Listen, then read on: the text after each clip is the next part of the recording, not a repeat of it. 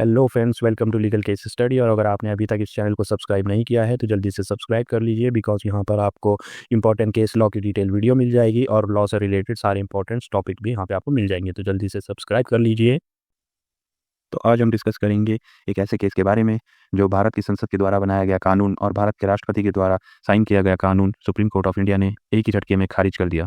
जी हाँ, हम बात कर रहे हैं supreme court advocate on record association versus union of India case की। केस का साइटेशन है 2015 INSC 285। डेट ऑफ जजमेंट है 16 अक्टूबर 2015। 5 जजेस कॉन्स्टिट्यूशनल बेंच थी। तो सबसे पहले हम इस केस के इंपॉर्टेंट आर्टिकल को डिस्कस कर लेते हैं। मतलब इस केस में जिन जिन आर्टिकल्स की बात की जाएगी उन आर्टिकल्स को हम पहले एक बार देख लेते हैं। जजेस to the supreme court of India and high court of states are appointed under article 124 and 217 respectively. तो यहाँ पे सबसे पहले जो बात की जा रही है वो सुप्रीम कोर्ट ऑफ इंडिया और high court of the other states में जो अपॉइंटमेंट होता है जजेस का, उसके बारे में ये पूरा केस है, जो कि आर्टिकल 124 के according supreme court of India के जजेस का अपॉइंटमेंट होता है। हाई कोर्ट के जजेस का अपॉइंटमेंट 217 आर्टिकल के अकॉर्डिंग होता है। एडिशनल जजेस एंड एक्टिंग जजेस for high court are appointed under article 224 and article 224A। तो यहाँ पे जो एडिशनल जजेस और एक्टिंग जजेस होते हैं हाई कोर्ट्स में, वो उनको अपॉइंट करने का जो आर्टिकल है वो आर्टिकल 224 है और 224A है। The transfer of high court जजेस and chief justice of one high court to another is made under article 222। अब यहाँ पे जो ट्रांसफ़र होता है हाई कोर्ट के जजेस का और चीफ जस्टिस जो होते हैं हाई कोर्ट के अलग अलग, उनका जो ट्रांसफ़र होता है वो आर्टिकल 222 के अकॉर्डिंग होता है। तो ये सारे इंपॉर्टेंट आर्टिकल्स हैं जो आपको याद रखने हैं इस पूरे केस लॉ में। तो अब हम इस केस के फैक्ट्स के बारे में डिस्कस कर लेते हैं। फर्स्ट जजेस case 1981 held that the president has the final authority in appointing जजेस। अब अगर आपने इससे पहले जो है फर्स्ट जजेस केस, सेकंड जजेस केस और थर्ड जजेस केस, जो कि मैंने ऑलरेडी अपलोड कर रखा है प्लेलिस्ट में या फिर आपको चैनल पे मिल जाएगा, तो अगर आपने वो नहीं देखा है तो सबसे पहले आप जा करके उन केस लॉज को देखिए, क्योंकि पहले जो डेवलपमेंट हुआ वो सारे केस लॉ आए, फर्स्ट जजेस केस, सेकंड जजेस केस, थर्ड जजेस केस, और उसके बाद जो फोर्थ जजेस केस है उसके बारे में अभी हम डिस्कस करें। तो पहले एक बार आप कोर्ट केसेस भी जाके देख लीजिएगा। तो यहाँ पे एक ओवरव्यू मैं आपको दे देता हूँ। फर्स्ट जजेस केस 1981 में आया, जिसमें कि सुप्रीम कोर्ट ने कहा कि प्रेसिडेंट के पास फाइनल अथॉरिटी है अपॉइंट करने की जजेस को हाई कोर्ट और सुप्रीम कोर्ट में। सेकंड जजेस case 1993 established the collegium system giving primacy to the chief justice of India and senior judges in judicial appointment। अब जब सेकंड जजेस केस आया 1993 में, उसमें कॉलेजियम सिस्टम की बात कही सुप्रीम कोर्ट ऑफ इंडिया ने अपने जजमेंट में, और उसमें जो चीफ जस्टिस थे उनको एक तरीके से ये अधिकार दे दिया कि वो ये डिसाइड करेंगे कि किनका जो अपॉइंटमेंट है वो सुप्रीम कोर्ट में और हाई कोर्ट में होना है। बट उनके साथ जो है सीनियर जजेस जो थे उनको उनका भी जो है व्यू लेना जरूरी था, उनका भी ओपिनियन वो रखा गया इसमें, इस केस लॉ में। थर्ड जजेस case 1998 clarified that the collegium consists of the CJI and 4 senior most judges of the Supreme Court। अब जब थर्ड जजेस केस आया, ये प्रेसिडेंशियल रेफरेंस था 1998 में, जब प्रेसिडेंट ऑफ इंडिया ने सुप्रीम कोर्ट से कुछ क्वेश्चंस के बारे में, क्वेश्चन ऑफ लॉ के बारे में क्लेरिफिकेशन मांगा कि जो है आप अपना ओपिनियन दीजिए। तो सुप्रीम कोर्ट ने अपना ओपिनियन दिया और ये क्लियर किया कि जो कॉलेजियम सिस्टम है उसमें CJI और 4 सीनियर मोस्ट जजेस जो होंगे उनका जो ओपिनियन होगा, उनकी जो कंसेंट है वो जरूरी होगी। अब इसके बाद आता है फोर्थ जजेस केस।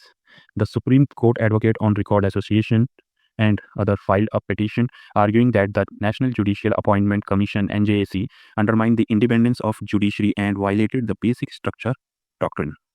अब यहाँ पे ये होता है कि 2014 में सेंट्रल गवर्नमेंट जो है जजेस का अपॉइंटमेंट का प्रोसीजर जो है चेंज करने के लिए पार्लियामेंट ऑफ इंडिया में बिल लेके आती है, और उस बिल को जो है लोकसभा राज्यसभा से पास करवाया जाता है, और उसके थ्रू ये होता है कि कॉलेजियम सिस्टम को खत्म कर दिया जाता है और national judicial appointment commission NJAC के थ्रू जो है जुडिशियल अपॉइंटमेंट होना था सुप्रीम कोर्ट और हाई कोर्ट के जजेस का। तो इसी जब ये कानून लागू हो जाता है इंडिया में 2014 में, उसके बाद जो है जो supreme court advocate on record association है वो ये केस फाइल करती है, और भी काफ़ी लोग होते हैं जो अदर पिटिशनर होते हैं वो भी केस फाइल करते हैं और कहते हैं कि इस तरीके से जो सेंट्रल गवर्नमेंट ने ये कानून बनाया है इससे जो है इंडिपेंडेंस ऑफ जुडिशरी जो है वो अंडरमाइन होती है और ये वायलेट करता है बेसिक स्ट्रक्चर डॉक्ट्रिन के प्रिंसिपल को।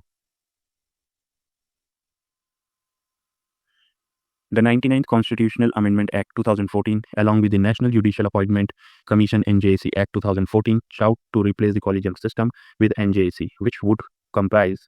अब यहाँ पे 99th कॉन्स्टिट्यूशनल अमेंडमेंट किया जाता है 2014 में सेंट्रल गवर्नमेंट के द्वारा, जिसके थ्रू जो है नेशनल जुडिशियल अपॉइंटमेंट कमीशन लेके आया जाता है और कॉलेजियम सिस्टम को रिप्लेस किया जाता है इसके थ्रू। और जो ये जो नेशनल जुडिशियल अपॉइंटमेंट कमीशन था, इसके जो मेंबर्स थे वो 6 मेंबर्स थे, जो सेंट्रल गवर्नमेंट ने जो लॉ बनाया था उसके अकॉर्डिंग। जो फर्स्ट मेंबर थे इस national judicial appointment commission act 2014 के लॉ के according, the chief justice of India, chairperson ex officio. तो जो चीफ जस्टिस ऑफ इंडिया थे वो इसके चेयरपर्सन होंगे। 2 other senior judges of Supreme Court next to the Chief Justice of India as member and ex officio। अब जो chief justice of India के बाद जो 2 सीनियर मोस्ट जजेस थे सुप्रीम कोर्ट के, वो भी इस national judicial appointment commission NJC के मेंबर होते। The union minister in charge of law and justice as a member. तो यहाँ पे जो लॉ मिनिस्टर थे वो भी इसके मेंबर थे। 2 eminent person to be nominated as member. और 2 एमिनेंट पर्सन जो थे वो नॉमिनेट किए जाने थे एनजेसी में। तो टोटल मिला के 6 लोग थे, जिसमें से 3 जजेस थे और 3 जो है एग्जीक्यूटिव अपॉइंटमेंट था। अब इस केस के इश्यूज हम डिस्कस कर लेते हैं। Whether the 99th constitutional amendment which introduced NJAC violated the basic structure doctrine of Indian Constitution। तो सबसे पहले जो सवाल उठा इस पूरे केस में वो यही था कि जो सेंट्रल गवर्नमेंट ने 99th कॉन्स्टिट्यूशनल अमेंडमेंट किया है 2014 में, उसके थ्रू जो है बेसिक स्ट्रक्चर का जो डॉक्ट्रिन है इंडियन कॉन्स्टिट्यूशन में वो जो है वायलेट हो रहा है कि नहीं। Second question is whether giving a role to the executive, law minister and eminent person in judicial appointment compromised the independence of the judiciary. अब यहाँ पे दूसरा सवाल यही उठा कि अगर जो है लॉ मिनिस्टर और 2 एमिनेंट पर्सन जो कि एग्जीक्यूटिव का पार्ट है, उनका भी जो है एनजेसी में जो है अपॉइंटमेंट होता है, तो क्या जो इंडिपेंडेंस है जुडिशरी की वो कॉम्प्रोमाइज्ड होगी या नहीं। Third question is whether the NJC Act violated the principle of separation of power by allowing the executive to interfere in the judiciary's domain। अब यहाँ पे तीसरा सवाल ये उठा कि जो एनजेसी एक्ट जो कि सेंट्रल गवर्नमेंट ने पास किया है पार्लियामेंट में, क्या वो जो प्रिंसिपल है सेपरेशन ऑफ पावर्स का उसको वायलेट करता है कि नहीं। क्योंकि उसमें ये कहा गया है कि जो एग्जीक्यूटिव होगा वो जुडिशरी से अलग होगा, मतलब इन दोनों का, इन एग्जीक्यूटिव का जुडिशरी में कोई इंटरफेयर नहीं होगा किसी भी तरीके का। And the fourth question is whether the new system took away the primacy of Chief Justice of the India in judicial appointment।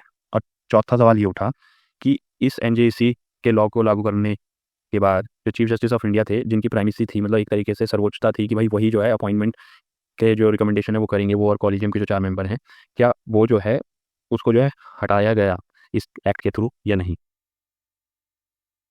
तो अब हम इस केस का जजमेंट डिस्कस कर लेते हैं।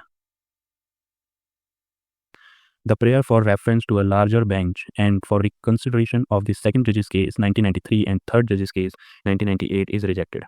तो सबसे पहले जो इस पिटीशन में जो ये प्रेयर की गई सेंट्रल गवर्नमेंट के द्वारा कि जो है जो रेफरेंस है जो है वो लार्जर बेंच को दिया जाए ताकि दोबारा से रिकंसिडर हो सके कि जो सेकंड जजेस केस था और थर्ड जजेस केस था, क्योंकि वो जो है ज़्यादा जजेस की बेंच ने दिया था, तो इसलिए ये कहा गया कि ये तो 5 जजेस बेंच है, तो इसलिए जो है इसको लार्जर बेंच में भेजा जाए ताकि उनको भी रिकंसिडर किया जा सके सेकंड और थर्ड जजेस केस को भी, जो कि रिजेक्ट कर दिया गया सुप्रीम कोर्ट ऑफ इंडिया के द्वारा।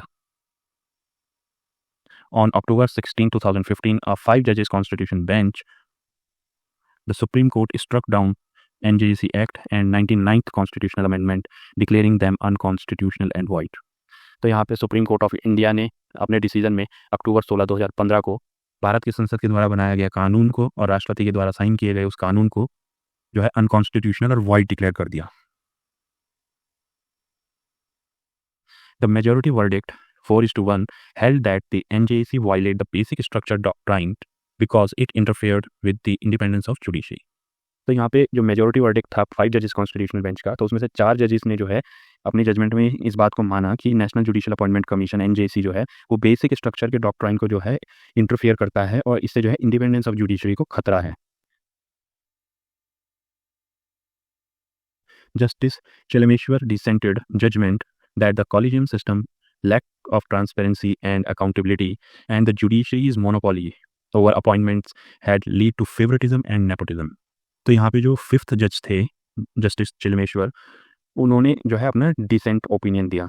डिसेंट ओपिनियन का मतलब कि उन्होंने अलग अपना जो है जजमेंट दिया। उसमें उन्होंने ये कहा कि कॉलेजियम सिस्टम की वजह से जो है पारदर्शिता की कमी आती है जुडिशियल अपॉइंटमेंट में, और अकाउंटेबिलिटी जो है वो फिक्स नहीं हो पाती है, और इसके थ्रू कॉलेजियम सिस्टम के थ्रू मोनोपॉली चल रही है एक तरीके से अपॉइंटमेंट में, और इसमें जो है फेवरेटिज्म देखा जाता है। मतलब कि जजेस जो अपॉइंट करते हैं वो फेवरेटिज्म के आधार पर करते हैं, जो उन्हें ठीक लगता है उसको करते हैं, जो उन्हें ठीक नहीं लगता उसको नहीं करते। और इसमें नेपोटिज्म एक बहुत ही बड़ा जो है उन्होंने सवाल उठाया कि नेपोटिज्म इसमें है, कि मतलब जो पहले जो चीफ जस्टिस रह चुके हैं उन्हीं के जो आगे बच्चे भतीजे जो भी हैं उनको ही जो है जजेस जो है बना दिया जाता है हाई कोर्ट और सुप्रीम कोर्ट में। तो कॉलेजियम सिस्टम पे ये सवाल हमेशा से ही उठते रहे हैं। The intent emerging from the constituent assembly debates based on concluding remarks expressed by Dr. B.R. Ambedkar maintained that the judiciary must be independent of the executive। तो यहाँ पे जो है इस जजमेंट में ये भी कोट किया गया सुप्रीम कोर्ट के द्वारा कि जो कॉन्स्टिट्यूएंट असेंबली थी जिन्होंने जो है भारत का संविधान बनाया, उन्होंने भी अपनी कंक्लूडिंग रिमार्क में जो है डॉक्टर बाबा साहब अम्बेडकर का जो है इसमें एक कोटेशन था, बात थी जो उन्होंने कही थी कि जुडिशरी को जो है इंडिपेंडेंट होना चाहिए और उसमें एग्जीक्यूटिव का यानी कि कार्यपालिका का कोई भी हस्तक्षेप नहीं होना चाहिए।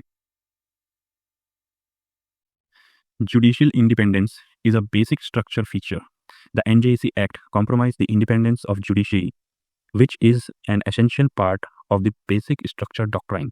अब कोर्ट ने यहाँ पे ये भी कहा कि जुडिशियल इंडिपेंडेंस जो है वो बेसिक स्ट्रक्चर का पार्ट है। अगर आपको बेसिक स्ट्रक्चर नहीं पता है तो ये जो डिसीजन था वो केशवानंद भारती केस में दिया गया था, जिसमें कहा गया था कि बेसिक स्ट्रक्चर जो होंगे चीज़ें होंगी उनको जो है पार्लियामेंट जो है वो चेंज नहीं कर सकती। कॉन्स्टिट्यूशन ऑफ इंडिया में अमेंडमेंट तो कर सकती है हर चीज़ में, लेकिन जो बेसिक स्ट्रक्चर का पार्ट है उसको अमेंड नहीं कर सकती। और उसमें जो है फिक्स नहीं था कि कौन कौन सी चीज़ें बेसिक स्ट्रक्चर होंगी, बस उसमें ये बता दिया गया कि सुप्रीम कोर्ट ऑफ इंडिया जो है टाइम टू टाइम ये डिसाइड करेगी कि क्या चीज़ बेसिक स्ट्रक्चर है और क्या चीज़ बेसिक स्ट्रक्चर नहीं है। तो यहाँ पे कहा गया कि एनजेसी के थ्रू जो है कॉम्प्रोमाइज होती है इंडिपेंडेंस ऑफ जुडिशरी, और ये जो है वायलेट करता है बेसिक स्ट्रक्चर को। Executive interference is unconstitutional.